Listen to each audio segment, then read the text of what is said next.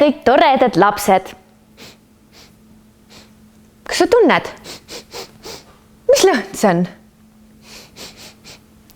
Kui sa nuusutad ringi, siis mis lõhna sa tunned? Sina oled seal klassis, aga mina olen siin stuudios.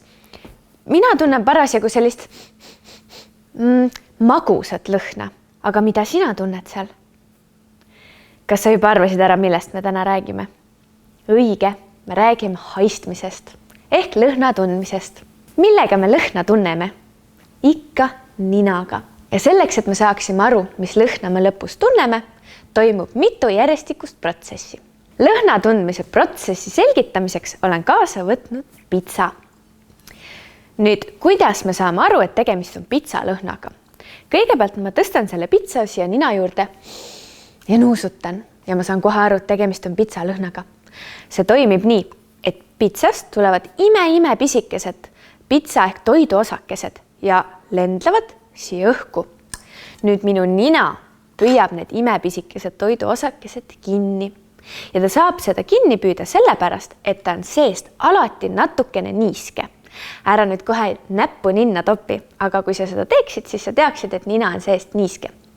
See niiskus püüab need imepisikesed toiduosakesed kinni ja kui ta on need kinni püüdnud, siis ninast tuvastatakse õhus olevad lõhnaosakesed ja see info saadetakse sulle aju töötlemiseks.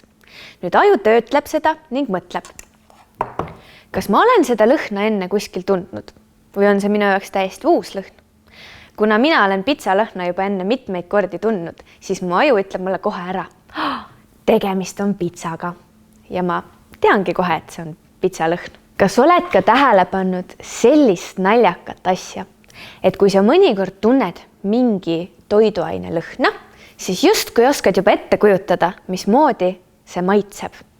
See on sellepärast, et su nina ja suu ja keel teevad kogu aeg omavahel koostööd. Võtame näiteks kummikommi.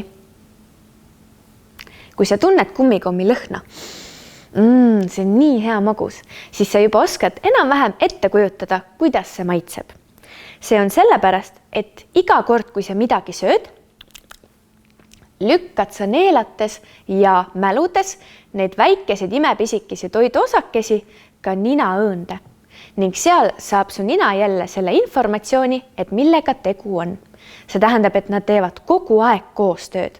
Ehk siis see, mis satub ninna, satub natuke ka suhu. Ja see, mis satub suhu, satub alati natukene ka ninna. Nii et nad on pidevas koostöös. Kui me aga paneksime oma nina kinni, siis tunneksime väga maitset natukene halvemini, sest su nina ja suu on harjunud kogu aeg koostööd tegema, et kui sa ühe nendest kinni paned, siis jääb see tundmine natukene nõrgemaks. Proovime, pane nina kinni, võtan ühe apsu kummikommi. Nüüd ma tunnen halvemini kummikommi maitset, sellepärast, et kui nina panen kinni, siis need kummikommi osakesed ei saa jõuda siia õigesse kohta info töötlemiseks. Nüüd aga teeme olukorra veel põnevamaks. Selle katse jaoks on sul tarvis ühte vabatahtlikut või paarilist, ühte pappi või tugevat paberit ning hästi erinevaid toiduaineid. Mul on siia tulnud üks väga tore vabatahtlik, kelle haistmis- ja maitsmismeelega hakkame nüüd vingerpussi mängima. Selle jaoks on mul siin üks tugev paber, mille ma murran pooleks ja panen tema suu ning nina vahele. Nii, hoia seda. Katse seisneb selles, et me paneme talle nina juurde haistmiseks ühe asja ning suhu maitsmiseks teise asja ning vaatame, mis siis saab. Selleks, et seda katset veel huvitavamaks teha, palun ma vabatahtlikul silmad kinni panna. Hakkame pihta. Esimene kombinatsioon. Tee suu lahti. Hammusta. Nii kirjelda meile, mida sa tunned. Ma oleks nagu söönud sibula maitselist banaani. Proovime järgmist kombinatsiooni.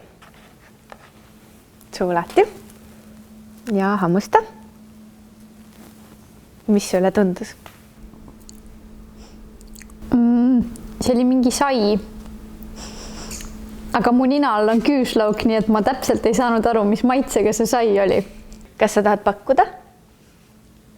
Ma arvan, et see võis olla kas mingisugune kohupiim või midagi sükest. Nii. Ja võtame viimase kombinatsiooni. Ma sõin vist maasika maitselist kummikommi, aga ma päris täpselt ei julge öelda, sest see, mis mul nina all lõhnab, on päris tugeva lõhnaga. Aga see maitse, mis mul suus oli ka päris tugev. Kuna lõhn ja maitse olid mõlemad väga tugevad, siis ei saanudki ta aru, mida ta parasjagu nuusutab. See oli väga hea näide sellest, kuidas meie haistmine ja maitsmine teevad omavahel kogu aeg pidevat koostööd. Ja niimoodi saame me ka omavahel nendele vingerpussi mängida. Nüüd jäta meelde, kui sulle midagi üldse ei maitse, aga sa näiteks pead seda sööma, siis pane nina kinni ja juba sa tunned vähem selle maitset.